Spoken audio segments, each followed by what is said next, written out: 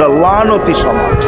অথচ আল্লাহ রসুল শিখাইছে মা বাবার সাথে আদর্শ কি ব্যবহার করবে, মার সাথে, বাবার সাথে, বড় ভাইয়ের সাথে, কার সাথে কি ব্যবহার করবে শিখাইছে।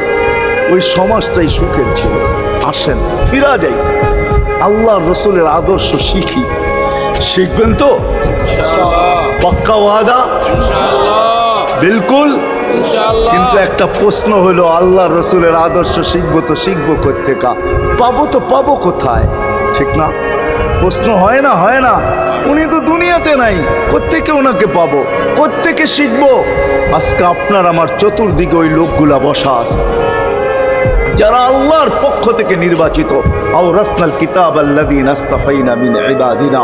আমি কোরআন দিতেছি, হক্কানি আলেম আর আল্লাহ ওয়ালারা আল্লাহর পক্ষ থেকে নির্বাচিত, যারা নবীর আদর্শকে নিজের পাশে সুরক্ষিত রাখছে, নিজের কাছে একটাকেও হারাইতে দেয় নাই। এমনকি ক্ষুদ্র থেকে ক্ষুদ্রকেও হারাইতে দেয় নাই। এমনকি নবীর একটা জানোয়ারের নাম পর্যন্ত হারাইতে দেয় নাই।